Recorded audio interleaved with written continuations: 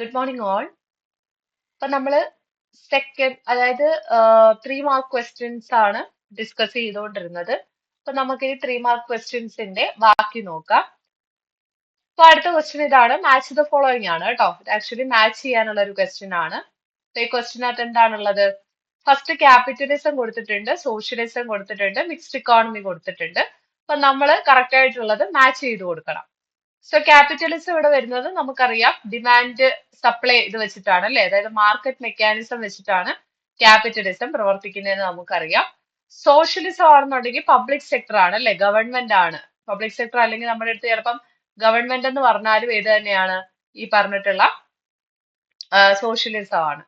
Mixed economy എന്ന് പറയുമ്പോൾ രണ്ടും വരും അല്ലെ, എക്സിസ്റ്റൻസ് ഓഫ് പബ്ലിക് സെക്ടറും പ്രൈവറ്റ് സെക്ടറും കൂടെയാണ്. അപ്പൊ ഈ ഒരു രീതിയിലാണ് ഇത് കറക്റ്റ് ആയിട്ട് മാച്ച് ചെയ്യേണ്ടത്. ഓക്കെ, അപ്പൊ ഇങ്ങനത്തെ മാച്ച് ഫോളോയിങ് ക്വസ്റ്റ്യൻ എക്കണോമിക് സിസ്റ്റമായിട്ട് ബന്ധപ്പെട്ടൊക്കെ ചോദിക്കാം. സോ കറക്റ്റ് ആയിട്ട് ക്വസ്റ്റ്യൻസ് വായിച്ചിട്ട് എഴുതുക. ഇവിടെ ആൻസേഴ്സ് കൊടുത്തിട്ടുണ്ട്, ഇതിവിടെ ജസ്റ്റ് ഒന്ന് റെഫറൻസിന് വേണ്ടി എടുക്കുക. അടുത്ത ക്വസ്റ്റ്യൻ ആണ്, growth with equity is an objective of Indian planning justify. അപ്പൊ ഒന്നുകൂടെ പറയാണ്, നമ്മുടെ 5 ഇയർ പ്ലാൻസിന് ഒരു 4 എയിം ഉണ്ട് അല്ലെങ്കിൽ ഒബ്ജക്റ്റീവ്സ് ഉണ്ടെന്നുള്ള ഗോൾസ് ഉണ്ടെന്നുള്ള കാര്യം നമ്മൾ പറഞ്ഞു. അത് ജെംസ് എന്നാണ് നമ്മൾ പഠിച്ചത് അല്ലെ. ഗ്രോത്ത് ഉണ്ട്, ഇക്വിറ്റി ഉണ്ട്, മോഡേണൈസേഷൻ ഉണ്ട്, സെൽഫ് റിലയൻസ് ഉണ്ട്.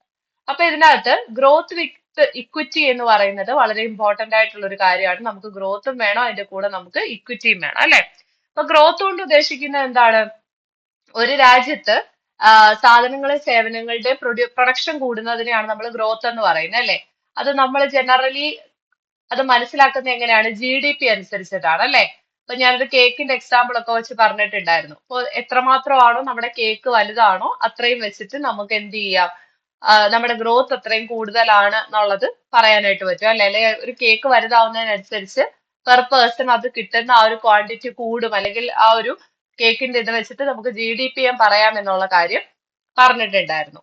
അപ്പൊ ഇക്വിറ്റി എന്ന് പറഞ്ഞു കഴിഞ്ഞാൽ ആക്ച്വലി നമുക്ക് എന്താണ്, എല്ലാവർക്കും ബേസിക് ആയിട്ടുള്ള കാര്യങ്ങൾ കിട്ടുന്നതിനെയാണ്, അല്ലെങ്കിൽ നമ്മുടെ ഒരു സൊസൈറ്റിയിലെ ഏറ്റവും പാവപ്പെട്ട ആൾക്കാർക്ക് പോലും എന്താണ് എല്ലാ കാര്യങ്ങളും അവരുടെ ബേസിക് നീഡ്സ് എല്ലാം കറക്റ്റ് ആയിട്ട് കിട്ടുന്നതിനെയാണ് നമ്മൾ ഇക്വിറ്റി എന്ന് പറയുന്നത്. സോ നമുക്ക് ഗ്രോത്തും വേണം, ഇക്വിറ്റിയും വേണം. അപ്പൊ ഗ്രോത്ത് മാത്രം ഉണ്ടായിട്ട് കാര്യമില്ല, ഇക്വിറ്റി കൂടെ ഉണ്ടായാലേ നമുക്ക് അവിടെ ആ ഒരു ഫുൾഫിൽ ആവത്തുള്ളൂ അല്ലെ, നമ്മുടെ ആ ഒരു ഒബ്ജക്റ്റീവ് ഫുൾഫിൽ ആവത്തുള്ളൂ എന്നുള്ള കാര്യം ഓർത്തിരിക്കുക. അതാണ് ഇവിടെ ആൻസർ ആയിട്ട് കൊടുത്തിരിക്കുന്നത്. ജസ്റ്റ് ഒന്ന് വായിച്ചു നോക്കുക. അടുത്ത question, what is the importance of agriculture in Indian economy എന്നാണ്. ഇത് ആക്ച്വലി നമ്മുടെ ടെക്സ്റ്റിൽ ഡയറക്ട്ലി ഒന്നും ഇതിനെ പറ്റിയിട്ട് റെഫർ ചെയ്യുന്നില്ല, എങ്കിൽ പോലും പഠിച്ചിരിക്കുക. അഗ്രികൾച്ചർ എന്ന് പറയുന്നത് നമ്മുടെ ഇന്ത്യയുടെ ഒരു ബാക്ക് ബോൺ ആണെന്ന് തന്നെ പറയാം അല്ലെ. ഏകദേശം നമ്മുടെ നാഷണൽ ഇൻകത്തിന്റെ ഒരു പരിധി വരെ അത് കോൺട്രിബ്യൂട്ട് ചെയ്യുന്നുണ്ടോ? വലുതായിട്ട് കോൺട്രിബ്യൂട്ട് ചെയ്യുന്നില്ല, എങ്കിലും കൂടുതൽ ആൾക്കാർ വർക്ക് ചെയ്യുന്നത് അഗ്രികൾച്ചർ മേഖലയിലാണ്. ഏകദേശം ഒരു 75% ആൾക്കാർ അല്ലെ. നമ്മൾ അതാണ് ടെക്സ്റ്റ് ബുക്കിൽ പഠിച്ച ഒരു ഡേറ്റ എന്ന് പറയുന്നത്. എബൌട്ട് ഒരു 75% ആൾക്കാർ വർക്ക് ചെയ്യുന്ന ഒരു മേഖലയാണ് ഇതെന്ന് പറയുന്നത്, ഈ പറയുന്ന അഗ്രികൾച്ചർ എന്ന് പറയുന്നത്. പക്ഷെ അതിന്റെ GDP കോൺട്രിബ്യൂഷൻ അത്രത്തോളം ഇല്ല. പ്രത്യേകിച്ച് ഒരു 1990 കഴിയുമ്പോഴത്തേക്കും അതിന്റെ ആ ഒരു കോൺട്രിബ്യൂഷൻ, GDP കോൺട്രിബ്യൂഷൻ കുറഞ്ഞു വരുന്നതായിട്ട് നമുക്ക് കാണാൻ പറ്റും. സോ ഇക്കാര്യം ഓർത്തിരിക്കുക. ഓക്കെ, അടുത്തത് നമ്മൾ IPR പഠിച്ചിട്ടുണ്ടായിരുന്നു. ഇൻഡസ്ട്രി പോളിസി റെസൊല്യൂഷൻ 1956 ആയിട്ട് ബന്ധപ്പെട്ട ഒരു ക്വസ്റ്റ്യൻ ആണ്. Give the main objectives of IPR 1956. എന്തൊക്കെയാണ്? First of all, rapid industrial development growth ആണ് കേട്ടോ. അതായത് നമുക്ക് പെട്ടെന്നുള്ള ആ ഒരു ഇൻഡസ്ട്രീസ്, അതായത് നമുക്കറിയാം ഈ കൊളോണിയൽ ടൈമിലാണെങ്കിൽ പോലും ഇൻഡസ്ട്രിക്ക് വലിയ ഇമ്പോർട്ടൻസ് ഒന്നും നമ്മൾ കൊടുത്തിരുന്നില്ല. അഥവാ ടെക്സ്റ്റൈല്, കോട്ടൺ പോലത്തുള്ള ചെറിയ ചെറിയ ഇൻഡസ്ട്രികളായിരുന്നു ഉണ്ടായിരുന്നത്, അല്ലാതെ മോഡേൺ ഇൻഡസ്ട്രീസ് ഒന്നും ആ ഒരു സമയത്ത് ഉണ്ടായിരുന്നില്ല. അപ്പൊ അത് മാക്സിമം ഉണ്ടാക്കുക എന്നുള്ളത് നമ്മുടെ ഒരു ലക്ഷ്യമായിരുന്നു. അത് IPR നമ്മൾ സാധിച്ചെടുക്കാൻ ശ്രമിച്ചിട്ടുണ്ട്. പിന്നെ രണ്ടാമത്തേന്ന് പറഞ്ഞാൽ പബ്ലിക് സെക്ടറിന്റെ വളർച്ചയാണ് അല്ലെ. അപ്പം നമുക്ക് പ്രൈവറ്റ് സെക്ടർ മാത്രമല്ല, അതിന്റെ കൂടെ തന്നെ ഗവൺമെന്റിന്റെ ഭാഗത്തു നിന്നും കൊടുക്കാൻ പറ്റുന്ന കോൺട്രിബ്യൂഷൻസ് കൊടുക്കുക എന്നുള്ളത് ഇമ്പോർട്ടന്റ് ആണ്. അതുവഴി നമുക്ക് ആൾക്കാരുടെ ഇടയിലുള്ള ആ ഒരു ഇനെക്വാളിറ്റി കുറയ്ക്കാനായിട്ട് പറ്റുമെങ്കിൽ അത് വലിയ കാര്യമാണ് അല്ലെ. റിഡക്ഷൻ ഇനെക്വാളിറ്റിയും അതിന്റെ ഭാഗമായിട്ട് വരുന്നതാണ്. സോ ഇൻഡസ്ട്രിയൽ ഡെവലപ്മെന്റിന്റെ കേസ് നമുക്ക് പറയാം, അതുപോലെ തന്നെ പബ്ലിക് സെക്ടറിന്റെ കേസ് പറയാം, ഇനെക്വാളിറ്റിയുടെ കാര്യം പറയാം. സോ IPR 1956 ആയിട്ട് ബന്ധപ്പെട്ട ഒബ്ജക്റ്റീവ്സ് ചോദിക്കുമ്പോൾ അത് കൃത്യമായിട്ട് നമ്മൾ പഠിച്ചതാണ്, അത് ഓർത്തിരിക്കുക. അപ്പൊ ഇത്രയാണ് നമുക്ക് 3 മാർക്ക് ക്വസ്റ്റ്യൻ ആയിട്ട് ചോദിച്ചിട്ടുണ്ടായിരുന്നത്. അപ്പൊ അതിനകത്ത് ഈ odd, one out, match the following, ഇങ്ങനത്തെ ഉള്ള സ്പെസിഫിക് ആയിട്ടുള്ള ക്വസ്റ്റ്യൻസ് ചോദിക്കാം. അപ്പൊ നന്നായിട്ട് ടെക്സ്റ്റ് വായിക്കുക കേട്ടോ. അല്ലാതെ നമുക്ക് എഴുതി വെക്കാൻ പറ്റുന്ന ക്വസ്റ്റ്യൻസ് ഉണ്ടായിരിക്കും എന്നുള്ള കാര്യം ഓർക്കുക. ഓക്കെ, അടുത്ത നമ്മൾ ഇപ്പൊ ഡിസ്കസ് ചെയ്താണ് 4 മാർക്ക് ക്വസ്റ്റ്യനിൽ വരുന്നത്. ഫസ്റ്റ് ക്വസ്റ്റ്യൻ നോക്കുക. GDP is A good indicator of economic growth of A country. Comment ചെയ്യാനാണ് പറഞ്ഞിട്ടുള്ളത്. അപ്പോൾ GDPയുടെ കാര്യം നമ്മൾ പറഞ്ഞു. അതായത് ഒരു രാജ്യത്ത് കണ്ടിന്യൂസ് ആയിട്ട് ഗ്രോത്ത് ഉണ്ടാവുകയാണെങ്കിൽ അത് നമുക്ക് എന്ത് വെച്ച് മനസ്സിലാക്കാൻ പറ്റും? GDP വെച്ച് മനസ്സിലാക്കാൻ പറ്റും അല്ലെ? ഇപ്പൊ നമ്മുടെ ഇന്ത്യക്ക് അകത്ത് പ്രൊഡ്യൂസ് ചെയ്യുന്ന എല്ലാ സാധനങ്ങളുടെയും എല്ലാ ഗുഡ്സിന്റെയും സർവീസുകളുടെയും ടോട്ടൽ മൂല്യത്തെയാണ് നമ്മൾ എന്തെന്ന് പറയുന്നത്? GDP എന്ന് പറയുന്നത് അല്ലെ? വിത്തിൻ ആൻ ഇയർ അല്ലെ, ഒരു വർഷത്തിനുള്ളിൽ പ്രൊഡ്യൂസ് ചെയ്യുന്ന എല്ലാ സാധനങ്ങളുടെയും സേവനങ്ങളുടെയും ആ ഒരു ടോട്ടൽ മണി വാല്യൂവിനെയാണ് അല്ലെ, മാർക്കറ്റ് വാല്യൂവിനെയാണ് നമ്മൾ GDP എന്ന് പറയുന്നത്. അപ്പൊ അതെന്ത് ചെയ്യും? GDP കൂടുതലാണെന്നുണ്ടെങ്കിൽ നമുക്ക് അത്രയും ആൾക്കാർക്ക് അത് എൻജോയ് ചെയ്യാൻ പറ്റും എന്നുള്ളതാണ് അല്ലെ, അല്ലെങ്കിൽ ആൾക്കാരുടെ അത്രയും ലൈഫ് നന്നായിരിക്കും എന്നാണ് നമ്മൾ പറയുന്നത്. സോ അവിടെ ഒരു കേക്ക് വെച്ചിട്ട് നമ്മൾ അതിനെ എന്താണ് കമ്പയർ ചെയ്തത് അതുകൊണ്ടാണ്. അപ്പം എത്രമാത്രം വലുതാണ് ഒരു കേക്ക്, അപ്പൊ കുറെ ആൾക്കാർക്ക് അത് എൻജോയ് ചെയ്യാനായിട്ട് പറ്റും. അപ്പൊ ആ ഒരു എക്സാമ്പിൾ വെച്ചിട്ട് പറയുക. പിന്നെ നമ്മൾ സെക്ടോറൽ കോമ്പോസിഷൻ എന്ന് പറയുന്ന ഒരു ടോപ്പിക് അല്ലെ, ഒരു ചെറിയൊരു ഒരു ഐഡിയ, ഒരു കോൺസെപ്റ്റ് ഡിസ്കസ് ചെയ്തിട്ടുണ്ടായിരുന്നു. അതായത് നമ്മുടെ രാജ്യത്ത് പ്രധാനമായിട്ട് ഏതൊരു എക്കോണമി എടുത്താലും അതിനകത്ത് agriculture sector, industrial sector, service sector ആയിരിക്കും ഉണ്ടായിരിക്കുക. അപ്പൊ ഈ പറയുന്ന അഗ്രികൾച്ചർ സെക്ടറിലും ഇൻഡസ്ട്രിയൽ സെക്ടറിലും സർവീസ് സെക്ടറിലുമായിട്ട് ഓരോ സെക്ടറിലും ഉള്ള GDPയുടെ അളവിനെ അല്ലെ, ആ ഒരു കോൺട്രിബ്യൂഷനെയാണ് നമ്മൾ സെക്ടോറൽ കോമ്പോസിഷൻ എന്ന് പറയുന്നത് കേട്ടോ. ഇപ്പൊ GDPയുടെ കാര്യം അതൊന്ന് ഓർത്തിരിക്കുക. അപ്പൊ GDP എന്ന് പറയുന്നത് ഒരു രാജ്യത്തിന്റെ എക്കണോമിക് ഗ്രോത്ത് കണക്കാക്കാൻ നമുക്ക് ഹെൽപ്പ് ചെയ്യുന്ന ഒരു ഇൻഡിക്കേറ്റർ ആണ് എന്നുള്ള കാര്യം മറന്നു പോവാതിരിക്കുക. ഓക്കെ, സെക്ടോറൽ കോമ്പോസിഷൻ ഒന്ന് ഓർത്തിരിക്കുക. അടുത്ത ക്വസ്റ്റ്യൻ ഇതാണ്. Explain the need and type of land reforms implemented in the agricultural sector. അപ്പൊ അഗ്രികൾച്ചർ സെക്ടറിൽ എങ്ങനത്തെ ടൈപ്പ് ഓഫ് ഈ പറയുന്ന പോലെ ലാൻഡ് റിഫോംസ് ആണ് ഉണ്ടായിരുന്നത് എന്നുള്ള കാര്യമാണ് ചോദിച്ചിട്ടുള്ളത്. അപ്പൊ നമുക്ക് വേണ്ട എന്തായിരുന്നു? ഇപ്പൊ ബിഫോർ ഇൻഡിപെൻഡൻസ് അല്ലെ, ഒരു പ്രീ ഇൻഡിപെൻഡൻസ് സമയത്ത് നമ്മുടെ ഇന്ത്യയിൽ സ്വന്തമായിട്ട് ഭൂമി ഉള്ളവർ ഭയങ്കര കുറവായിരുന്നു അല്ലെ. അപ്പൊ അവർക്ക് ഭൂമി കൊടുക്കുക എന്നുള്ളതായിരുന്നു അന്നത്തെ കാലത്ത് നമ്മൾക്ക് ഏറ്റവും ഇമ്പോർട്ടന്റ് ആയിട്ടുള്ള കാര്യം. സോ അവർക്ക് ഭൂമി കൊടുക്കാൻ വേണ്ടിയിട്ട് എന്ത് ചെയ്യാണ് നമ്മള്? ലാൻഡ് റിഫോംസ്, ഇൻഡിപെൻഡൻസ് കിട്ടിയതിന് ശേഷം നമ്മൾ ലാൻഡ് റിഫോംസ് കൊടുക്കുന്നു. അപ്പോ ഇതിന്റെ ഒരു നീഡ് എന്താന്ന് വെച്ച് കഴിഞ്ഞാൽ ഈ ആൾക്കാർക്ക് എന്ത് കൊടുക്കുക? ആൾക്കാർക്ക് സ്വന്തമായിട്ട് ഭൂമി കൊടുക്കുക. അപ്പൊ ഭൂമി കൊടുക്കുമ്പോൾ അവരെന്ത് ചെയ്യും? അവർക്കുള്ള കൃഷിഭൂമിയിൽ അവരെന്തെങ്കിലുമൊക്കെ അല്ലെ, എന്തെങ്കിലും ഒന്ന് മെച്ചപ്പെടുത്താനായിട്ട് നോക്കും അല്ലെ, ഇമ്പ്രൂവ്മെന്റ്സ് കൊണ്ടുവരാനായിട്ട് നോക്കും. അതുവഴി നമുക്ക് എന്ത് ചെയ്യാൻ പറ്റും? പ്രൊഡക്ടിവിറ്റി കൂട്ടാനായിട്ട് പറ്റും. അങ്ങനെ നമുക്ക് ഇറക്കുമതി അല്ലെ, ഫുഡൊക്കെ നമ്മൾ പുറം രാജ്യങ്ങളിൽ നിന്നൊക്കെ ഇറക്കുമതി ചെയ്യുന്നുണ്ടായിരുന്നു. അപ്പൊ അതൊക്കെ നമുക്ക് ഒഴിവാക്കാനായിട്ട് പറ്റും. അപ്പൊ ഇതൊക്കെയാണ് അതിന്റെ ഒരു ലക്ഷ്യങ്ങളായിട്ട് പറയുന്നത് കേട്ടോ. ഇതായിരുന്നു അതിന്റെ ആവശ്യം. അപ്പൊ എങ്ങനത്തെയാണ് നമ്മൾ ഇംപ്ലിമെന്റ് ചെയ്തതെന്ന് ചോദിച്ചാൽ ഇവിടെ 2 ക്വസ്റ്റ്യൻ ഉണ്ട്. ഒന്ന് നമ്മൾ ആ ഒരു നീഡും അഡ്രസ് ചെയ്യണം. അതുപോലെ ടൈപ്പ് ഓഫ് ലാൻഡ് റിഫോം, നമ്മൾ എങ്ങനത്തെ ലാൻഡ് റിഫോം ആണ് കൊണ്ടുവന്നെന്നുള്ളതും അവിടെ പറയണം. അപ്പൊ ഏത് ടൈപ്പ് ആയിരുന്നു? നമ്മൾ ഇന്റർമീഡിയറീസിനെ അഥവാ ഇടനിലക്കാരെയൊക്കെ ഒഴിവാക്കിയിട്ടുണ്ടായിരുന്നു. അതുവഴി നമ്മൾ അവിടെ ജോലി ചെയ്തുകൊണ്ടിരുന്ന ആൾക്കാർക്കൊക്കെ ഭൂമി സ്വന്തമായിട്ട് കൊടുക്കുകയാണ്. പിന്നെ ലാൻഡ് സീലിംഗ് അല്ലെ, ലാൻഡ് സീലിംഗ് എന്തായിരുന്നു? നമ്മൾ സ്വന്തമായിട്ട് ഭൂമിയുള്ളവരുടെ കൈവശം വെക്കാൻ പറ്റുന്ന ആ ഒരു ഭൂമിക്ക് ഒരു അളവ് നിശ്ചയിക്കുകയാണ് അല്ലെ. അതായത് ഇപ്പൊ ഞാനൊരു എക്സാമ്പിൾ പറഞ്ഞു, ഇപ്പൊ 100 കോടിയാണെങ്കിൽ അങ്ങനെ, അല്ലെങ്കിൽ 20 കോടിയാണെങ്കിൽ അങ്ങനെ. അപ്പൊ എത്രമാത്രം ഒരു 100 കോടിയല്ല, 100 ഏക്കർ ആണെങ്കിൽ അങ്ങനെ, 20 ഏക്കർ ആണെങ്കിൽ അങ്ങനെ നമ്മളൊരു ലിമിറ്റ് കൊണ്ടുവരികയാണ്. ഒരാൾക്ക് കൈവശം വെക്കാൻ പറ്റുന്നതിൽ ലിമിറ്റ് കൊണ്ടുവരുന്നതായിട്ട് നമുക്ക് കാണാൻ പറ്റും. ഓക്കെ, അപ്പൊ അവിടെ 2 ക്വസ്റ്റ്യൻ ഉണ്ട്. ആ 2 ക്വസ്റ്റ്യനും പ്രോപ്പർ ആയിട്ട് ആൻസർ ചെയ്യുക. ഓക്കെ, ഇതെന്ന് പറഞ്ഞു കഴിഞ്ഞാൽ prepare a table showing the plans of India and the years of their implementation ആണ്. ആക്ച്വലി ഇത് നമ്മുടെ ടെക്സ്റ്റിൽ ഇപ്പോ ഇല്ല. ഇത് പണ്ടത്തെ ഒരു ക്വസ്റ്റ്യനിൽ നിന്ന് ഞാൻ എടുത്തതാണ്. അപ്പോ ഇങ്ങനത്തെ ടേബിൾ നമ്മൾ തന്നെ പ്രിപ്പയർ ചെയ്യുന്ന കൈൻഡ് ഓഫ് ക്വസ്റ്റ്യൻ ഒക്കെ ചോദിക്കും കേട്ടോ. അപ്പൊ സോഷ്യലിസമോ ക്യാപിറ്റലിസമോ അല്ലെങ്കിൽ മിക്സ്ഡ് എക്കോണമിയോ കമ്പയർ ചെയ്ത് ഇങ്ങനത്തെ ഒരു ടേബിൾ ഉണ്ടാക്കുക, അങ്ങനെയൊക്കെ വേണമെങ്കിൽ ചോദിക്കാം. അപ്പൊ ഇതെന്തായാലും നിങ്ങൾ ജസ്റ്റ് ഒന്ന് നോക്കി മാത്രം വെക്കുക. അതായത് ഇങ്ങനെ ഒരു ക്വസ്റ്റ്യൻ ചോദിച്ചിട്ടുണ്ടെന്ന് കാണിക്കാൻ വേണ്ടി മാത്രമാണ്, അല്ലാതെ നമുക്ക് ടെക്സ്റ്റിൽ ഡയറക്റ്റ് ഇതിന്റെ എങ്ങും പറഞ്ഞിട്ടോ ഒന്നുമില്ല കേട്ടോ. ജസ്റ്റ് വിട്ടിരിക്കുക, ഞാൻ ഇങ്ങനെ ഒരു ക്വസ്റ്റ്യൻ ജസ്റ്റ് കാണിച്ചു എന്നേ ഉള്ളൂ. ഓക്കെ, അടുത്തത് ഒരു മാച്ച് ദ ഫോളോയിങ് ക്വസ്റ്റ്യൻ ആണ്. അപ്പൊ ആദ്യം വരുന്നതെന്ന് പറഞ്ഞു കഴിഞ്ഞാൽ കോട്ട. നമ്മൾ കോട്ടയും താരിഫും ഒക്കെ പഠിച്ചതാണ്. അപ്പൊ കോട്ട എന്താണെന്ന് അറിയാലേ? കോട്ട എന്ന് പറഞ്ഞാൽ quantity of goods that can be imported. അതായത് ഇപ്പൊ ഒരു രാജ്യത്തേക്ക് ഇറക്കുമതി ചെയ്യാൻ പറ്റുന്ന സാധനങ്ങളിൽ ഒന്നെങ്കിൽ ടാക്സ്, അല്ലെങ്കിൽ ആ ഇറക്കുമതി ചെയ്യുന്ന സാധനത്തിന് ഒരു അളവ് നമ്മൾ നിശ്ചയിക്കും അല്ലെ. അതായത് ഇപ്പൊ ഇത്ര കിലോ സാധനം മാത്രമേ ഇങ്ങോട്ട് ഇറക്കാൻ പാടുള്ളൂ, ഇത്ര ടൺ മാത്രമേ ഇങ്ങോട്ടേക്ക് ഇറക്കുമതി ചെയ്യാൻ സാധിക്കുള്ളൂ. അല്ലെങ്കിൽ താരിഫ് എന്ന് പറയുമ്പോൾ നമ്മൾ എന്ത് ചെയ്യും? ടാക്സ് അല്ലെ, ഇമ്പോർട്ടിന് മേല് ടാക്സ് കൊടുക്കും. അപ്പൊ അങ്ങനത്തെ ഉള്ള സംഭവങ്ങളുണ്ട്. പിന്നെ HYV സീഡ്സ് എന്ന് പറയുമ്പോൾ നമുക്കറിയാം അല്ലെ, സീഡ്സ് ഗിവിംഗ് ലാർജ് ഔട്ട്പുട്ട് ആണ് അല്ലെ. അതായത് നമുക്കിപ്പം ഗ്രീൻ റവല്യൂഷനിലൊക്കെ ഉപയോഗിച്ചുകൊണ്ടിരുന്നതാണ് high yielding varieties of seeds. അപ്പൊ ഇത് പ്രശ്നങ്ങളൊന്നും ഇല്ലാത്തതാണെന്ന് നമുക്ക് പറയാൻ പറ്റില്ല. തീർച്ചയായിട്ടും ഇതിന് ടെസ്റ്റ് അറ്റാക്ക് ഒക്കെ വന്നിട്ടുണ്ട് എന്നുള്ളത് നമ്മളൊരു ഡീമെറിറ്റ് ആയിട്ട് പഠിച്ചിട്ടുണ്ടായിരുന്നു. ലാൻഡ് റിഫോംസ് എന്ന് പറയുമ്പോൾ നമ്മൾ എന്തിനു വേണ്ടിയിട്ടായിരുന്നു? ഇംപ്രൂവ്മെന്റ്സ് ഇൻ അഗ്രികൾച്ചർ അല്ലെ, അഗ്രികൾച്ചർ ബെറ്റർ ആക്കാൻ വേണ്ടിയിട്ട് കൊണ്ടുവന്നതാണെന്ന് നമുക്കറിയാം. അതുപോലെ പ്രൈം മിനിസ്റ്റർ ആയിരുന്നു നേരത്തെ. നമ്മുടെ പ്ലാനിംഗ് കമ്മീഷന്റെ ചെയർമാൻ ആയിരുന്നു. ഇപ്പോ അത് മാറി നീതി ആയോഗിന്റെ ചെയർമാൻ ആണെന്നുള്ള കാര്യം ഓർത്ത് വെച്ചിരിക്കും കേട്ടോ. National institution for transforming India എന്നാണ് നീതി ആയോഗിന്റെ ഫുൾ ഫോം. ഞാൻ അവിടെ അത് പറഞ്ഞു തന്നിട്ടുണ്ടായിരുന്നു. അപ്പൊ quota, tariff, HYV seeds, land reforms, land ceiling, PC അതായത് പ്ലാനിംഗ് കമ്മീഷൻ, ഇങ്ങനത്തെ ഉള്ള ചെറിയ ചെറിയ ടോപ്പിക്കുകളൊക്കെ നോക്കി വെച്ചേക്കാം. അതൊക്കെ നമുക്ക് ഈ പറയുന്നത് പോലെ മാച്ച് ദ ഫോളോയിങ് ഒക്കെ ചോദിക്കാൻ കൊള്ളാം കേട്ടോ. അതുപോലെ മാർക്കറ്റഡ് സർപ്ലസ്, അങ്ങനത്തെ ഉള്ള സ്ട്രക്ചറൽ കോമ്പോസിഷൻ, ഇങ്ങനത്തെ ഉള്ള നമ്മുടെ ടെക്സ്റ്റിൽ തന്നെ അവര് ബ്ലാക്കിൽ മാർക്ക് ചെയ്തിരിക്കുന്നത് നിങ്ങൾ പ്രത്യേകം നോക്കിക്കോളുക. ഓക്കെ, ഇതുണ്ട് ഇവിടെ ആൻസർ കിടപ്പുണ്ട്. ഓക്കെ, ഇവിടെ പ്ലാനിംഗ് കമ്മീഷൻ ആണ് കൊടുത്തിരിക്കുന്നത്. ഇവിടെ പ്ലാനിംഗ് കമ്മീഷൻ ആയാലും സോറി നീതി ആയോഗ് ആയാലും ഓക്കെ ആണ് കേട്ടോ. അപ്പൊ ഇത് നോക്കി വെച്ചിരിക്കുക.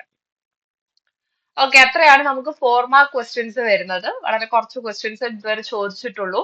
GDP-യുടെ കാര്യം നോക്കുക, land reforms, land ceiling, green റവല്യൂഷന്റെ മെറിറ്റും ഡിമെറിറ്റും ഒക്കെ ഈ ഒരു ഭാഗത്ത് നമുക്ക് വേണമെങ്കിൽ ചോദിക്കാം. അപ്പൊ അങ്ങനത്തെ ഉള്ളതൊക്കെ നോക്കി വെച്ചിരിക്കുക. ഈ പറഞ്ഞിരിക്കുന്നത് പോലെ മാച്ച് ദ ഫോളോയിങ് ശ്രദ്ധിച്ചോളുക. ഓക്കെ, അടുത്ത ക്വസ്റ്റ്യനിലേക്ക് പോകാം. അടുത്ത സെറ്റ് ഓഫ് ക്വസ്റ്റ്യൻ 5 മാർക്കിന്റെ ആണ് കേട്ടോ. 5 മാർക്കിന് ചോദിക്കാൻ കൊള്ളാവുന്ന ക്വസ്റ്റ്യൻ ആണ്. നമ്മളിപ്പോ അങ്ങോട്ട് പറഞ്ഞതേ ഉള്ളൂ. What is green revolution? How did it benefit the farmers? നിങ്ങൾക്ക് എഴുതാമല്ലോ, ഒരു കുഴപ്പമില്ല. അപ്പൊ നമുക്കറിയാം ഗ്രീൻ റവല്യൂഷൻ എന്ന് പറയുന്നത് അഗ്രികൾച്ചർ പ്രൊഡക്ഷൻ ഉണ്ടാവുന്ന ഒരു വർധനവായിരുന്നു അല്ലെ. അതായത് നമ്മൾ ഫെർട്ടിലൈസേഴ്സും അതുപോലെ തന്നെ പ്രത്യേകതരം സീഡുകളും ജലസേചന പദ്ധതികളും ഒക്കെ കൊണ്ടുവന്ന് അങ്ങനെ ഗ്രീൻ റവല്യൂഷനിലൂടെ നമ്മൾ എന്ത് ചെയ്യുന്നുണ്ട്? പ്രൊഡക്ഷൻ കൂട്ടുന്നുണ്ടെന്ന് നമ്മൾ പറഞ്ഞു. ഇതില് 2 ഫേസ് ആയിട്ടാണ് അത് നടക്കുന്നത് അല്ലെ. ആദ്യത്തെ ഫേസ് എന്ന് പറയുമ്പോൾ പ്രധാനമായിട്ടും പഞ്ചാബ്, അതുപോലെ തന്നെ തമിഴ്നാട്, ആന്ധ്ര പോലത്തുള്ള കുറച്ച് സ്ഥലങ്ങളിൽ മാത്രം ഒതുങ്ങി നിന്ന് പോയി എന്നുള്ള കാര്യം നമ്മൾ ഡിസ്കസ് ചെയ്തു. അത് പക്ഷേ സെക്കൻഡ് ഫേസ് എന്ന് പറയുമ്പോൾ മിക്കവാറും കുറെ സംസ്ഥാനത്തു കൂടെ അതിന്റെ ഒരു ഇമ്പാക്ട് നമുക്ക് കാണാനായിട്ട് പറ്റുന്നുണ്ട്. അപ്പൊ അതിന്റെ ഗുണങ്ങളാണ് നമ്മൾ അടുത്ത് ചോദിച്ചിരിക്കുന്നത്. ഗുണങ്ങൾ അല്ലെങ്കിൽ നമ്മുടെ അടുത്ത് ഇങ്ങനെയും ചോദിക്കാം, ഇതിന്റെ മെറിറ്റ്സ് എന്തൊക്കെയാണെന്നും ചോദിക്കാം കേട്ടോ. മെറിറ്റ്സും ചോദിക്കാം. അപ്പൊ മെറിറ്റ്സ് എന്താണെന്നാണ് അവിടെ ആക്ച്വലി ചോദിച്ചിരിക്കുന്നത്. അപ്പൊ നിങ്ങൾക്ക് എന്തൊക്കെ പറയാം? നമ്മുടെ രാജ്യം സെൽഫ് സഫിഷ്യന്റ് ആയി അല്ലെ. പുറത്തുനിന്ന് ഫുഡ് ഗ്രെയിൻസ് വരുത്തിക്കുന്നത് നമ്മൾ നിർത്തി. നമുക്ക് സ്വന്തമായിട്ട് ഉത്പാദിപ്പിക്കാനുള്ള ശേഷി ഉണ്ടായി.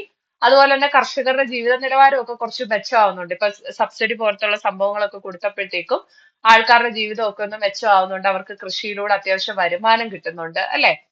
പിന്നെന്താണ്? മാർക്കറ്റ് അല്ലെ. മാർക്കറ്റഡ് സർപ്ലസ് വളരെ ഇമ്പോർട്ടന്റ് ആയിട്ടുള്ള പോയിന്റ് ആണെന്ന് ഞാൻ പഠിപ്പിച്ചപ്പോഴേ പറഞ്ഞിട്ടുണ്ടായിരുന്നു. അതായത് കർഷകർക്ക് അവരുടെ സ്വന്തം കാര്യം നോക്കാനും ബാക്കിയുള്ളത് കൊണ്ടുവന്ന് മാർക്കറ്റിൽ വിൽക്കാനുള്ള ആ ഒരു മിച്ചം അവിടുന്ന് കിട്ടി എന്നുള്ള കാര്യം നിങ്ങളൊന്ന് ഓർത്തിരിക്കുക. ഓക്കെ, ആൻഡ് ഫൈനലി നമ്മൾ പറഞ്ഞ എന്താണ്? കൂടുതൽ സാധനങ്ങൾ പ്രൊഡ്യൂസ് ചെയ്തപ്പോ സ്വാഭാവികമായിട്ടും ആ സാധനങ്ങൾ നമുക്ക് മാർക്കറ്റിൽ അവൈലബിൾ ആയി, കൂടുതലായിട്ട് അവൈലബിൾ ആയി. അതിന്റെ ഭാഗമായിട്ട് എന്ത് ചെയ്തു? സാധനങ്ങളുടെ വില കുറഞ്ഞു എന്നുള്ളതും നിങ്ങൾ ഓർത്തിരിക്കുക കേട്ടോ. സാധനങ്ങളുടെ വില കുറഞ്ഞു. അപ്പൊ സെൽഫ് സഫിഷ്യൻസി, അതുപോലെ തന്നെ ഫാർമേഴ്സിന്റെ ജീവിത നിലവാരം കൂടി, മാർക്കറ്റഡ് സർപ്ലസ്, സാധനങ്ങളുടെ വില കുറഞ്ഞത്, ഇതൊക്കെ നമുക്ക് അവിടെ എഴുതി വെക്കാം കേട്ടോ. അപ്പൊ ഇതെല്ലാം 5 മാർക്ക് ക്വസ്റ്റ്യൻസിൽ ഡീറ്റെയിൽ ആയിട്ട് നിങ്ങൾക്ക് ഈ പോയിന്റ്സ് എല്ലാം ഇൻക്ലൂഡ് ചെയ്ത് എഴുതി വെക്കാം. ഇനി നമ്മുടെ അടുത്ത് ഡീമെറിറ്റ്സ് ചോദിച്ചാലും എഴുതാൻ പറ്റണം കേട്ടോ. അതായത് കർഷകർ തമ്മിലുള്ള ആ ഒരു അന്തരം അല്ലെ, ഡിഫറൻസ്, ആ ഒരു ഗ്യാപ്പ് കൂടി എന്നുള്ളത് നമ്മൾ പറഞ്ഞു. പിന്നെ ഈ പറയുന്നത് പോലെ എന്താണ്, പെസ്റ്റ് അറ്റാക്കിന്റെ കാര്യങ്ങളൊക്കെ നിങ്ങൾക്ക് അവിടെ ഡിസ്കസ് ചെയ്യാം. അടുത്ത നോക്കിക്കേ, prepare A debate report on the topic is agriculture subsidy necessary. നമ്മൾ പഠിച്ച കാര്യമാണ്. ഡിബേറ്റ് ഓൺ ഓവർ സബ്സിഡീസ് എന്ന് പറയുന്നതായിട്ട് തന്നെ ഒരു ടോപ്പിക് ഉണ്ടായിരുന്നു. അപ്പൊ ഇവിടെ ഡിബേറ്റ് ആയതുകൊണ്ട് നിങ്ങൾ 2 പോയിന്റ് ഓഫ് വ്യൂ എഴുതണം. അതായത് നല്ലതാണോ ചീത്തയാണോ, ഈ 2 കാര്യങ്ങളും എഴുതണം. നല്ലതാണെങ്കിൽ എന്തുകൊണ്ട്, ചീത്തയാണെങ്കിൽ എന്തുകൊണ്ട്. അപ്പൊ സബ്സിഡി സ്വാഭാവികമായിട്ടും നമുക്കറിയാം, നമ്മുടെ ഇന്ത്യയിൽ എന്തെങ്കിലും ഒരു പുതിയ കാര്യങ്ങൾ വരുമ്പോ അല്ലെ, ഞാൻ ChatGPT-യുടെ AI-യുടെ ഒക്കെ എക്സാമ്പിൾ വെച്ചിട്ടാണ് അത് പറഞ്ഞത്. അപ്പൊ നമ്മുടെ ഇന്ത്യയിൽ പുതിയതായിട്ട് എന്ത് കൊണ്ടുവന്നാലും ആൾക്കാർക്ക് അത് അഭിമുഖീകരിക്കാൻ ഒരു പേടി ഉണ്ടായിരിക്കും. അപ്പൊ അത് മാറ്റാൻ വേണ്ടി, എടാ കുഴപ്പമൊന്നുമില്ല എന്ന് പറഞ്ഞ് നമ്മളെ സമാധാനിപ്പിക്കാൻ വേണ്ടി സബ്സിഡികൾ വളരെ ഇമ്പോർട്ടന്റ് ആയിട്ടുള്ള റോള് പ്ലേ ചെയ്യുന്നുണ്ട് എന്നുള്ള കാര്യം ഓർത്തു വെച്ചിരിക്കുക. ഓക്കെ, അപ്പൊ പുതിയ ടെക്നോളജി വരുമ്പോൾ അതിന് ഇൻസെന്റീവ് എന്നുള്ള നിലയ്ക്ക് നമ്മൾ സബ്സിഡി കൊടുക്കുന്നുണ്ട്. അതുപോലെ അതുവഴി ഫാർമേഴ്സ് അത് യൂസ് ചെയ്യുന്നുണ്ട് അല്ലെ. പിന്നെ ഫുഡ് സെക്യൂരിറ്റിക്ക് വേണ്ടിയിട്ട് അല്ലെ, ഭക്ഷ്യസുരക്ഷയ്ക്ക് വേണ്ടിയിട്ട് നമ്മൾ സബ്സിഡി കൊടുക്കുന്നുണ്ട്. അപ്പൊ അങ്ങനെ ഒരുപാട് മേഖലകളിൽ നമ്മൾ, അതുപോലെ തന്നെ പാവപ്പെട്ടവരും പണക്കാരും, പ്രത്യേകിച്ച് പാവപ്പെട്ടവർക്ക് വേണ്ടിയിട്ടൊക്കെ സബ്സിഡികൾ കൊടുക്കുന്നുണ്ട്, അവർക്ക് ഈ ഫെർട്ടിലൈസറുകൾ വാങ്ങിക്കാനും അങ്ങനെയുള്ള കാര്യങ്ങൾക്കൊക്കെ വേണ്ടിയിട്ട്. എന്നാൽ അതിനെതിരായിട്ടുള്ള ആർഗ്യുമെന്റ്സ് പറയുമ്പോൾ എന്തൊക്കെ പറയാം? സബ്സിഡീസ് എന്ന് പറയുന്നത് എപ്പോഴും പണക്കാരെയാണ് കൂടുതലും, അവർക്കാണ് കൂടുതലും ബെനിഫിറ്റ് ഉണ്ടാക്കുന്നത്. അതുപോലെ ഗവൺമെന്റിന് അതൊരു തലവേദനയാണ്, വെറുതെ പൈസ പോവാണെന്നൊക്കെ വെച്ചിട്ട് നമുക്ക് അതിന്റെ എഗെയിൻസ്റ്റ് ആയിട്ടും പറയാം. ഓക്കെ, 5 മാർക്കിന്റെ ക്വസ്റ്റ്യൻ ആണ്. അപ്പൊ നിങ്ങൾ മിനിമം ഒരു 4 പോയിന്റ് വെച്ചിട്ടെങ്കിലും ആർഗ്യുമെന്റ്സ് ഫോറും ആർഗ്യുമെന്റ്സ് എഗെയിൻസ്റ്റും എഴുതാനായിട്ട് ഓർക്കുക. ഓക്കെ, അടുത്ത ക്വസ്റ്റ്യൻ ആണ്, discuss the rationale for import substitution as a foreign trade policy measure. അപ്പൊ നമ്മുടെ ഇന്ത്യയില് നമ്മൾ IPRന്റെ ഒക്കെ ഭാഗത്ത് നമ്മൾ ഇൻഡസ്ട്രീസിന്റെ ഒക്കെ കാര്യം ഡിസ്കസ് ചെയ്തപ്പോ പഠിച്ചതാണ്, ഇമ്പോർട്ട് സബ്സ്റ്റിറ്റ്യൂഷൻ കൊണ്ടുവന്നു നമ്മൾ പറഞ്ഞു അല്ലെ. അതായത് ഇമ്പോർട്ടിന് മേലെ നമ്മൾ ഇമ്പോർട്ടിനെ സബ്സ്റ്റിറ്റ്യൂട്ട് ചെയ്ത് മാക്സിമം നമ്മുടെ രാജ്യത്ത് തന്നെ സാധനങ്ങൾ കൂട്ടുക എന്നുള്ള ഒരു ലക്ഷ്യം നമുക്ക് ഉണ്ടായിരുന്നു. അതായത് ഇൻവേർഡ് ലുക്കിംഗ് ട്രേഡ് സ്ട്രാറ്റജി എന്നൊക്കെ നമ്മൾ പറഞ്ഞു പഠിച്ചതാണ് അല്ലെ. അപ്പോ അതെന്തുകൊണ്ടാണ്, അല്ലെങ്കിൽ അതിനെന്തുകൊണ്ടാണ് നമുക്ക് അങ്ങനെ ഒരു സംഭവം നമ്മൾ എടുത്തതെന്ന് ചോദിച്ചു കഴിഞ്ഞാൽ മറ്റൊന്നുമല്ല, നമ്മുടെ ഡൊമസ്റ്റിക് പ്രൊഡക്ഷനെ എന്ത് ചെയ്യാം, പ്രൊട്ടക്ട് ചെയ്യുക അല്ലെ. നമ്മുടെ രാജ്യത്തേക്ക് കൂടുതൽ സാധനങ്ങൾ പുറത്തുനിന്ന് വന്നു കഴിഞ്ഞാൽ എന്ത് സംഭവിക്കും? നമ്മുടെ രാജ്യത്തിനകത്ത് പ്രൊഡ്യൂസ് ചെയ്യുന്ന സാധനങ്ങൾ ചൂഷണം ചെയ്യപ്പെടാൻ സാധ്യതയുണ്ട്. അപ്പൊ അത് ഒഴിവാക്കാൻ വേണ്ടിയിട്ടാണ് നമ്മൾ ഇൻവേർഡ് ലുക്കിംഗ് ട്രേഡ് സ്ട്രാറ്റജി അല്ലെ, അതിന്റെ രീതിയിൽ നമ്മൾ എന്ത് ചെയ്യുന്നത്, ആദ്യത്തെ ഒരു 7 5-year പ്ലാൻ എടുത്ത് നോക്കിയാൽ നിങ്ങൾക്ക് അത് മനസ്സിലാവും. ഓക്കെ, അപ്പോ അതായത് ഇപ്പൊ ഒരു ഫോറിൻ രാജ്യത്ത് നിന്ന് നമ്മൾ വെഹിക്കിൾസ് അല്ലെങ്കിൽ ഈ പറയുന്ന പോലെ വണ്ടിയൊക്കെ നമ്മൾ ഇമ്പോർട്ട് ചെയ്യുന്നുണ്ട്. അതിന് പകരം നമ്മൾ എന്ത് ചെയ്യുക, അത് ഇന്ത്യക്കുള്ളിൽ തന്നെ പ്രൊഡ്യൂസ് ചെയ്യുക, അതാണ് നമ്മൾ അവിടെ ഉദ്ദേശിക്കുന്നത് കേട്ടോ. അപ്പോ അവിടെ നമുക്ക് അതിനെ സംരക്ഷിക്കാൻ വേണ്ടി 2 കാര്യങ്ങളാണ് ഇന്ത്യയിൽ കൊണ്ടുവന്നത്. നമ്മൾ മുമ്പേ ആ ഒരു മാച്ച് ദ ഫോളോയിങ്ങിൽ കണ്ട പോലെ താരിഫും കോട്ടയും. താരിഫ് എന്ന് പറഞ്ഞു കഴിഞ്ഞാൽ ഇമ്പോർട്ട് ചെയ്യുന്ന സാധനങ്ങൾക്ക് മേൽ നമ്മൾ ഉയർന്ന ടാക്സ് കൊണ്ടുവരും.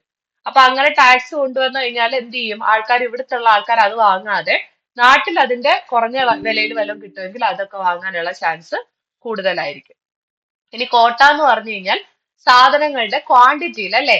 അതായത് ഇപ്പം 1/2 കിലോയ്ക്ക് പകരം 1 കിലോ, അല്ല 1 കിലോയ്ക്ക് പകരം 1/2 കിലോ മാത്രമേ എന്ത് ചെയ്യാൻ പറ്റുള്ളൂ, നമുക്ക് ഇറക്കാൻ പറ്റുള്ളൂ എന്ന് പറയുകയാണെങ്കിൽ അതിനെയാണ്, ഞാനൊരു എക്സാമ്പിൾ പറഞ്ഞതാണ്, അതിനെയാണ് നമ്മൾ കോട്ട എന്ന് പറയുന്നത്. നിങ്ങൾ ഈ മറ്റേ സ്കൂളുകളിലൊക്കെ മറ്റേ അഡ്മിഷൻ കോട്ടകൾ കേട്ടിട്ടുണ്ടായിരിക്കുമല്ലോ, സ്പോർട്സ് കോട്ട അല്ലെ. സ്പോർട്സിലുള്ള ആൾക്കാർക്ക്, ആ പറഞ്ഞിട്ടുള്ള ആ ഒരു ഏരിയയിലുള്ള ആൾക്കാർക്ക് മാത്രമായിരിക്കും അത് കൊടുക്കുന്നത് അല്ലെ. അപ്പൊ അതിന്റെ ഉദ്ദേശം എന്ന് പറഞ്ഞു കഴിഞ്ഞാൽ നമ്മുടെ ഡൊമസ്റ്റിക് യൂണിറ്റുകളെ അല്ലെ, നമ്മുടെ ഡൊമസ്റ്റിക് ആയിട്ട്, അതായത് നമ്മുടെ ഇന്ത്യക്കകത്ത് തന്നെ സാധനങ്ങൾ ഉൽപ്പാദിപ്പിക്കുന്ന ആൾക്കാരെ സംരക്ഷിക്കാൻ വേണ്ടിയിട്ട് ഗവൺമെന്റ് കൊണ്ടുവന്ന ഒരു നയമാണ് ഇമ്പോർട്ട് സബ്സ്റ്റിറ്റ്യൂഷൻ എന്ന് പറയുന്നത്. അപ്പൊ അത് ഒരു രീതി പറഞ്ഞു കഴിഞ്ഞാൽ ഒരു ഒട്ടക്കണത്തിലെ തവള അപ്രോച്ച് ആണ് അല്ലെ. അതായത് പുറം ലോകമായിട്ട് വലിയ ബന്ധമൊന്നും ഇല്ലാതെ നമ്മുടെ രാജ്യത്തെ ഹെൽപ്പ് ചെയ്ത് നമ്മുടെ രാജ്യത്തെ പ്രൊട്ടക്ട് ചെയ്ത് നിർത്തുക എന്നുള്ളതാണ്. പക്ഷെ ഇതൊന്നും അത്ര സക്സസ്ഫുൾ ആയിരുന്നില്ല എന്നുള്ള കാര്യമൊക്കെ നമ്മൾ ഡിസ്കസ് ചെയ്തതാണ്. ഓക്കെ, അടുത്ത ക്വസ്റ്റ്യൻ ആണ്, small scale industries play vital role in Indian economy, give reasons. Small scale industry എന്താണെന്നും സ്മോൾ സ്കെയിൽ ഇൻഡസ്ട്രിയായിട്ട് ബന്ധപ്പെട്ടിട്ട് ഒരു കാർവേ കമ്മിറ്റിയും ഒക്കെ നമ്മൾ അവിടെ ഡിസ്കസ് ചെയ്തതാണ്. അപ്പൊ ഇവിടെ നമുക്ക് വേണ്ടത്, സ്മോൾ സ്കെയിൽ ഇൻഡസ്ട്രി ഇന്ത്യൻ എക്കോണമിയിൽ വളരെ വളരെ ഇമ്പോർട്ടന്റ് ആണ്, എന്തുകൊണ്ട്? ഇതാണ് നമ്മുടെ അടുത്ത് ക്വസ്റ്റ്യൻ ചോദിച്ചിരിക്കുന്നത്. അപ്പൊ ഒരു ഇൻഡസ്ട്രിയെ നമ്മൾ സ്മോൾ സ്കെയിൽ ആയിട്ട് ലാർജ് സ്കെയിൽ ആയിട്ടും ഒക്കെ പറയുന്നത് അതിനകത്തുള്ള ഇൻവെസ്റ്റ്മെന്റ് അനുസരിച്ചിട്ടാണ് അല്ലെ. അപ്പൊ നമ്മുടെ 1950-കളിലൊക്കെ ഇത് 5 ലക്ഷം ഒക്കെ ആയിരുന്നു ഇൻവെസ്റ്റ്മെന്റ്. 5 ലക്ഷം രൂപ വരെ ഇൻവെസ്റ്റ് ചെയ്തിട്ടുള്ള ചെറിയ ഇൻഡസ്ട്രിയൽ യൂണിറ്റുകളെയാണ് നമ്മൾ സ്മോൾ സ്കെയിൽ ഇൻഡസ്ട്രീസ് എന്ന് പറഞ്ഞിട്ടുണ്ടായിരുന്നത്. എന്നാൽ ഇപ്പം എന്ന് പറഞ്ഞാൽ അത് 1 കോടിയൊക്കെയാണ് കേട്ടോ. 1 കോടിയാണ്. നമ്മളിപ്പോ സ്മോൾ സ്കെയിൽ ഇൻഡസ്ട്രി ആവണമെന്നുണ്ടെങ്കിൽ മിനിമം 1 കോടി, മാക്സിമം 1 കോടിയെങ്കിലും നിക്ഷേപം ഉണ്ടായിരിക്കണം എന്നാണ് പറയുന്നത്. അപ്പൊ നിങ്ങൾക്കറിയാം, ചെറുകിട ഇപ്പം നമ്മുടെ മറ്റേ നാട്ടിലൊക്കെ ബീഡ് കമ്പനികളൊക്കെ ഉണ്ടല്ലോ, അതൊക്കെ ചെറുകിടതാണ്. പിന്നെ ഈ കുടിൽ വ്യവസായങ്ങളൊക്കെ ഉണ്ടല്ലോ, വീട്ടിൽ ഇരുന്ന് മുള വെച്ചിട്ട് ബാസ്ക്കറ്റ് ഉണ്ടാക്കുക, അങ്ങനെയുള്ള പരിപാടികളൊക്കെ. അപ്പൊ അവിടെയൊക്കെ നിങ്ങൾ നോക്കിയാൽ മതി, അവരൊന്നും മറ്റേ റോബോട്ടിനെ ഒന്നും വെച്ചിട്ടല്ല പണി ചെയ്യിപ്പിക്കുന്നത്, അല്ലെങ്കിൽ വലിയ വലിയ മെഷീനുകളൊന്നും അല്ല ഉപയോഗിക്കുന്നത്. നമ്മൾ ഡിസ്കസ് ചെയ്താണ്, അത് ലേബർ ഇന്റൻസീവ് ആയിരിക്കും അല്ലെ, കൂടുതലും തൊഴിലാളികളാണ് അതിനകത്ത് വർക്ക് ചെയ്യുന്നത് എന്നുള്ള കാര്യം നമ്മൾ ഡിസ്കസ് ചെയ്തതാണ്. അതായത് ലാർജ് സ്കെയിൽ ഇൻഡസ്ട്രീസിനെക്കാട്ടിലും കൂടുതൽ, അതായത് വലിയ വലിയ ഇൻഡസ്ട്രികളിൽ മെഷീൻ ആയിരിക്കും കൂടുതൽ, പക്ഷെ ഇവിടെ വരുമ്പോൾ നമുക്ക് കൂടുതൽ തൊഴിലാളികളായിരിക്കും ഉണ്ടായിരിക്കുക അല്ലെ. അപ്പൊ അതുകൊണ്ട് തന്നെ കൂടുതൽ ജോലി കിട്ടാനുള്ള സാധ്യത അവിടെയുണ്ട്. ഇപ്പൊ മെഷീനുകൾക്ക് ഒരു 10 എന്താണ് 10 ആളുകൾ ചെയ്യുന്ന ജോലി ചിലപ്പോൾ ഒരു മെഷീൻ ഒറ്റയ്ക്ക് ചെയ്യാൻ പറ്റും.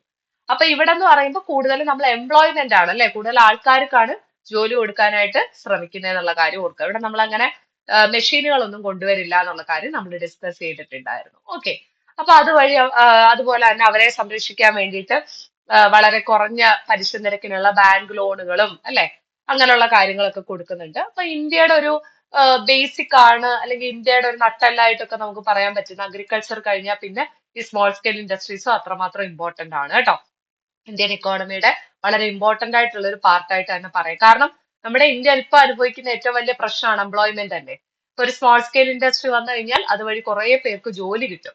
അപ്പൊ അതാണ് അതിന്റെ ഒരു റാഷണൽ എന്ന് പറയുന്നത്, ഒരു യുക്തി എന്ന് പറയുന്നത്. ഓക്കെ, അപ്പൊ ഇപ്പം 1 കോടിയാണ്. അന്ന് 1980-കളിലൊക്കെ 5 ലക്ഷം രൂപ വരെ മാക്സിമം ഇൻവെസ്റ്റ്മെന്റ് ഉള്ള യൂണിറ്റുകളെയാണ് നമ്മൾ സ്മോൾ സ്കെയിൽ ഇൻഡസ്ട്രീസ് ആയിട്ട് പറഞ്ഞിട്ടുണ്ടായിരുന്നത്. അപ്പൊ ഇത്രയാണ് 5 മാർക്ക് ക്വസ്റ്റ്യൻസ്. ഇതൊക്കെ തന്നെയായിരിക്കും ചോദിക്കാൻ അതിനകത്തുനിന്ന് പോസിബിൾ ആയിട്ടുള്ളത് കേട്ടോ. ഗ്രീൻ റവല്യൂഷന്റെ മെറിറ്റ്സും ഡിമെറിറ്റ്സും ചോദിക്കാം. സബ്സിഡികൾ സെപ്പറേറ്റ് ആയിട്ട് തന്നെ മെറിറ്റ്സും ഡിമെറിറ്റ്സും ചോദിക്കാം. ഇമ്പോർട്ട് സബ്സ്റ്റിറ്റ്യൂഷൻ സബ്സ്റ്റിറ്റ്യൂഷന്റെ കാര്യം നമുക്ക് പറയാം. അതുപോലെ തന്നെ സ്മോൾ സ്കെയിൽ ഇൻഡസ്ട്രീസും സംഭവങ്ങളും ഒക്കെ പറയാം. ഓക്കെ, ഇൻഡസ്ട്രിയും ട്രേഡും അല്ലാതെ തന്നെ ജനറൽ ആയിട്ട് ഒരു ക്വസ്റ്റ്യൻ നമുക്ക് പ്രതീക്ഷിക്കാം. അതായത് എല്ലാം മറ്റേ പെർമിറ്റ് ലൈസൻസ് രാജുവായിട്ടൊക്കെ ബന്ധപ്പെട്ട കാര്യങ്ങൾ. അപ്പൊ ഇത്രയും കാര്യങ്ങളൊക്കെ ചോദിക്കാൻ കൊള്ളാവുന്നതാണ്. ഇനി ഫൈനലി നമുക്ക് 8 മാർക്ക് ക്വസ്റ്റ്യൻസിന്റെ ഭാഗത്ത് നിന്ന് എന്തൊക്കെയാണ് ചോദിച്ചിട്ടുള്ളത്. ഇത് നിങ്ങൾക്ക് വളരെ ഫെമിലിയർ ആയിട്ടുള്ള ഒരു ക്വസ്റ്റ്യൻ ആണ്. Prepare a seminar report on the goals of 5-year plans pursued till 1991 എന്നാണ് ചോദിച്ചിട്ടുള്ളത്. അപ്പൊ ഇവിടെ സെമിനാർ റിപ്പോർട്ടാണ്. അപ്പൊ നമ്മൾ സാധാരണ എഴുതുന്നത് പോലെ വെറുതെ എഴുതി വെച്ചിട്ട് പോവരുത്. അതിനൊരു ഓർഡർ അവർ തന്നെ കൊടുത്തിട്ടുണ്ട്. അതിനൊരു ടൈറ്റിൽ ഉണ്ടായിരിക്കണം, ഇൻട്രൊഡക്ഷനും കണ്ടന്റും കൺക്ലൂഷനും ബോഡിയും ഒക്കെ ഉണ്ടാവണം കേട്ടോ. അപ്പം ഗോൾസ് ഓഫ് 5-year പ്ലാൻസ് നിങ്ങൾ ജനറലി എടുത്താൽ മതി. ഈ ടിൽ 1991 എന്നുള്ളത് മാറ്റിയിട്ട് നമ്മുടെ 5-year പ്ലാൻസിന്റെ ഗോൾസ് എന്തൊക്കെയാണെന്നുള്ളതിനെ കുറിച്ച് നിങ്ങൾ എഴുതി വെക്കുക. ഓക്കെ, അപ്പൊ അത് വെറുതെ എഴുതി വെക്കാതെ ഗ്രോത്തും ഇക്വിറ്റിയും മോഡേണൈസേഷൻ സെൽഫ് റിലയൻസും ഒക്കെ എങ്ങനെ നമ്മുടെ രാജ്യത്തെ ഹെൽപ്പ് ചെയ്യുന്നുണ്ടെന്ന് കൂടെ വ്യക്തമായിട്ട് എഴുതി വെക്കണം. ഓക്കെ, ഇനി അടുത്തത് ഒരു ജനറൽ ക്വസ്റ്റ്യൻ ആണ്. Prepare a note on the achievements and failures of economic planning in India. അപ്പൊ ആദ്യം നമുക്ക് എക്കണോമിക് പ്ലാനിങ് എന്താണെന്ന് അറിയണം അല്ലെ. എക്കണോമിക് പ്ലാനിങ് എന്ന് പറയുമ്പോൾ നമുക്കൊരു ലക്ഷ്യമുണ്ട്, അത് നേടിയെടുക്കാൻ നമ്മൾ എടുക്കുന്ന ആ ഒരു മാർഗങ്ങൾ അല്ലെ, അതിനെയാണ് നമ്മൾ പ്ലാൻ എന്ന് പറയുന്നത്, എക്കണോമിക് പ്ലാനിങ് എന്ന് പറയുന്നത്. അപ്പൊ അതിന്റെ അച്ചീവ്മെന്റ്സ്, അതുകൊണ്ട് എന്തെല്ലാം നേട്ടങ്ങൾ ഉണ്ടായി, കോട്ടങ്ങൾ ഉണ്ടായി, ഇതാണ് ക്വസ്റ്റ്യൻ. അപ്പൊ നേട്ടങ്ങൾ എന്ന് പറയുമ്പോൾ നിങ്ങൾക്ക് 5-year പ്ലാനിന്റെ സക്സസും ഗ്രീൻ റവല്യൂഷനും നമ്മുടെ IPR പോലത്തുള്ള പോളിസികൾ നമ്മുടെ രാജ്യത്തുണ്ടാക്കിയ മാറ്റവും അങ്ങനെ ടെക്സ്റ്റ് ബേസ്ഡ് ആയിട്ട് പറയാം. പിന്നെ ഫെയിലർ എന്ന് പറയുമ്പോൾ തീർച്ചയായിട്ടും ഇന്ത്യ ഇപ്പോഴും ഒരു ഡെവലപ്പിംഗ് രാജ്യം മാത്രമായിട്ട് ഒതുങ്ങാനുള്ള കാര്യം നമ്മുടെ എന്താണ് ആ ഒരു ഇക്കണോമിക് പ്ലാനിങ്ങിൽ ഉണ്ടായ ബുദ്ധിമുട്ടുകളാണെന്നൊക്കെ ഉള്ള രീതിക്ക് നിങ്ങൾക്ക് അങ്ങനെ അത് എഴുതി വെക്കാവുന്നേ ഉള്ളൂ. അപ്പൊ 8 മാർക്കിന്റെ ക്വസ്റ്റ്യൻ ആണ്, കുറച്ചധികം എഴുതാനുണ്ട്, അതുകൊണ്ട് ആൻസർ ഞാൻ കൊടുത്തിട്ടില്ല.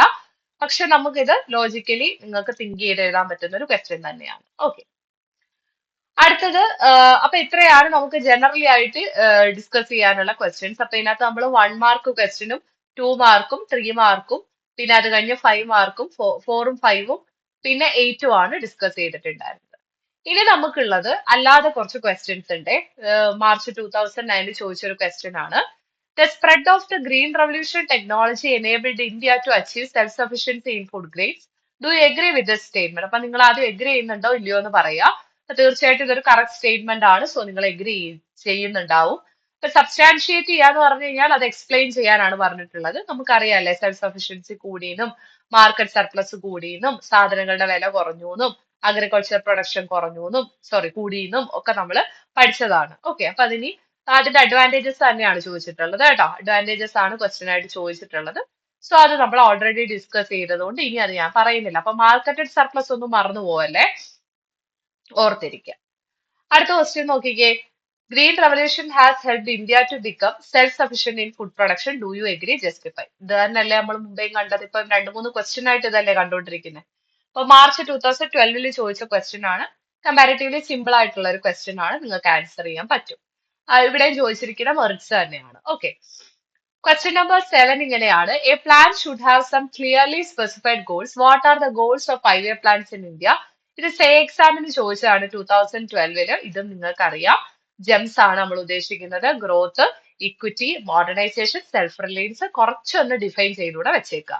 ഗ്രോത്ത് എന്താണ്, ഇക്വിറ്റി എന്താണ്, മോഡേണൈസേഷൻ എന്താണ്, സെൽഫ് റിലയൻസ് എന്താണ്. Okay, അടുത്ത question. The Green Revolution and the land reforms are the two measures adopted by the policymakers of independent India to resolve the problem of agricultural stagnation in India. State the features of these two policies. അത്യാവശ്യം എഴുതാനുള്ളതുണ്ട്. Green റവല്യൂഷനും ഈ പറയുന്ന land റിഫോംസും ഒക്കെ വരുന്നതിന് മുൻപ് അല്ലെങ്കിൽ India independent ആവുന്നതിന് മുൻപ് എന്തായിരുന്നു നമ്മുടെ അവസ്ഥയെന്ന് നമുക്കറിയാം അല്ലെ. നമ്മുടെ പ്രൊഡക്ടിവിറ്റി ഒക്കെ കുറഞ്ഞ് ആകെപ്പാട് ഒരു സ്റ്റാച്യു അവസ്ഥയിലായിരുന്നു നമ്മുടെ ഇന്ത്യ. അപ്പൊ അവിടുന്ന് നമുക്ക് ഈ അഗ്രികൾച്ചർ എന്താണ് പൊക്കിക്കൊണ്ട് എൻകറേജ് ചെയ്ത് കൊണ്ടുവരണമെങ്കിൽ അതിന് നമ്മളെ ഹെൽപ്പ് ചെയ്ത രണ്ട് കാര്യങ്ങളാണ്. ഒന്ന് ഗ്രീൻ റവല്യൂഷൻ, അത് എന്താണ് നമ്മൾ കൃത്യമായിട്ട് പഠിച്ചതാണ്. രണ്ടാമത്തത് ലാൻഡ് റിഫോംസ് എന്ന് പറയുന്നത്. അപ്പൊ ഈ രണ്ട് കാര്യങ്ങളും കമ്പൈൻ ചെയ്ത് അതിന്റെ ഫീച്ചേഴ്സ് നിങ്ങൾ എഴുതിക്കോളുക. ഓക്കെ, അപ്പം ഇതിനകത്ത് കുറെ ക്വസ്റ്റ്യൻസ് ഒക്കെ റിപ്പീറ്റഡ് ആണ്, അതുകൊണ്ട് ഡീറ്റെയിൽ ആയിട്ട് പോകുന്നില്ല.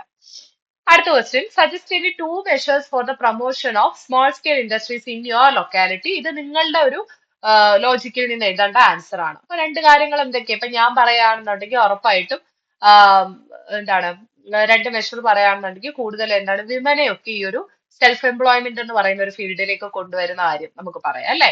സ്ത്രീകൾക്ക് കൂടുതലും ജോബ് ഓപ്പർച്യൂണിറ്റീസ് കിട്ടാനും ഒക്കെ അതിന് ഹെൽപ്പ് ചെയ്യും എന്നുള്ള കാര്യം നമുക്ക് ഡിസ്കസ് ചെയ്യാം. പിന്നെ എന്താണ് ഇതുപോലെ ചെറിയ ചെറിയ എന്തെങ്കിലും എന്തെങ്കിലും ഓൺടർപ്രണർഷിപ്പ് പോലെ അങ്ങനെ നമുക്ക് സ്മോൾ സ്കെയിൽ ഇൻഡസ്ട്രികളെ നമ്മുടെ നാട്ടിൽ കൊണ്ടുവരാനായിട്ട് പറ്റും അല്ലെ. ഇപ്പോ സർവീസ് സെക്ടറിൽ ബെറ്റർ ആക്കാൻ വേണ്ടിയിട്ട് അല്ലെങ്കിൽ സെൽഫ് സഫീഷ്യന്റ് ആവാൻ വേണ്ടിയിട്ട് അങ്ങനെ കൊണ്ടുവരാൻ പറ്റും എന്നുള്ള കാര്യമൊക്കെ വെച്ച് നിങ്ങൾ എഴുതിക്കൊള്ളുക. അതൊക്കെ നിങ്ങളുടെ ലോജിക് ആണ്, നിങ്ങൾക്ക് വിട്ടിരിക്കുകയാണ്. അടുത്ത ക്വസ്റ്റ്യൻ സിമ്പിൾ ആണ്. Fixing of the maximum size of land A person can hold. ഇത് ആക്ച്വലി ഒരു നെയിം ദ ഫോളോയിങ് ക്വസ്റ്റ്യൻ ആണ്. നിങ്ങൾക്കറിയാം അത് ലാൻഡ് സീലിംഗ് ആണ് അല്ലെ. ഒരു വ്യക്തിക്ക് കൈവശം വെക്കാവുന്ന ഭൂമിയുടെ മാക്സിമം സൈസ് അതിനെയാണ് നമ്മൾ ലാൻഡ് സീലിംഗ് എന്ന് പറയുന്നത്. അത് നമ്മൾ പഠിച്ചതാണ്. അടുത്ത question, in India the land reforms lead to the abolition of intermediaries and redistribution of land among tillers of the soil. Do you agree with the statement? Justify your answer. Land റിഫോംസിന്റെ കാര്യമാണ് ടെക്സ്റ്റിൽ നോട്ടിൽ ഇതേപോലെ തന്നെ കൊടുത്തിട്ടുണ്ട്. അപ്പൊ ഈ സ്റ്റേറ്റ്മെന്റുമായിട്ട് agree ചെയ്യുന്നുണ്ടോ എന്ന് ചോദിച്ചു കഴിഞ്ഞാൽ തീർച്ചയായിട്ടും നിങ്ങൾ എഗ്രി ചെയ്യണം. പക്ഷെ അതിന് കുറെ പോരായ്മകൾ ഉണ്ടായിരുന്നു എന്നുള്ള കാര്യം നിങ്ങൾ പറയുകയും വേണം കേട്ടോ. അപ്പൊ ലാൻഡ് റിഫോംസ് കുറ്റമറ്റതായിരുന്നോ എന്ന് ചോദിച്ചു കഴിഞ്ഞാൽ അല്ല, അതിന് മിസ്റ്റേക്സ് ഉണ്ടായിരുന്നു. അപ്പൊ ആ പ്രശ്നങ്ങൾ കൂടെ നിങ്ങൾ അവിടെ അഡ്രസ് ചെയ്യണം. ഓക്കെ, കൺക്ലൂഷനിലേക്ക് വരുമ്പോൾ പറഞ്ഞാൽ മതി. എങ്കിൽ പോലും അത് ഉണ്ടാക്കിയിട്ടുള്ള അഡ്വാൻറ്റേജസ് നമുക്ക് മറക്കാൻ പറ്റില്ലല്ലോ. അപ്പൊ അത് വെച്ചിട്ട് തന്നെ ആൻസർ കംപ്ലീറ്റ് ചെയ്യാം. സോ ഇത്രയും ക്വസ്റ്റ്യൻസ് ആണ് നമുക്ക് എക്സാം ഓറിയന്റഡ് ആയിട്ടൊക്കെ അല്ലാതെ പ്രീവിയസ് ഇയർ ആയിട്ട് ചോദിച്ചിട്ടുള്ളത്. അപ്പോൾ ഇത്രയും നിങ്ങൾക്ക് ഓക്കെ ആണെന്ന് വിചാരിക്കുന്നു. അപ്പൊ നമ്മുടെ ഫസ്റ്റ് ടേമിലേക്കുള്ള എല്ലാ പോർഷൻസും കംപ്ലീറ്റ് ആയിട്ടുണ്ട് കേട്ടോ. അപ്പോൾ ഇത്രയും ഒരു 5 ചാപ്റ്റേഴ്സ് ആയിരിക്കും നമുക്ക് ഫസ്റ്റ് ടേമിലേക്ക് ഉണ്ടായിരിക്കുക. അപ്പോൾ ഇന്ത്യൻ എക്കോണമിയുടെ മേജർ ആയിട്ടുള്ള ഇതുവരെ ചോദിച്ചിട്ടുള്ള ക്വസ്റ്റ്യൻസ് എല്ലാം നമ്മൾ ഡിസ്കസ് ചെയ്തിട്ടുണ്ട്. അപ്പൊ ഡൗട്ട്സ് ഒന്നും ഇല്ലെന്ന് വിശ്വസിക്കുന്നു. എന്തെങ്കിലും ഉണ്ടെങ്കിൽ ചോദിക്കുക. അപ്പോ ഹാപ്പി ലേണിംഗ്. Thank you.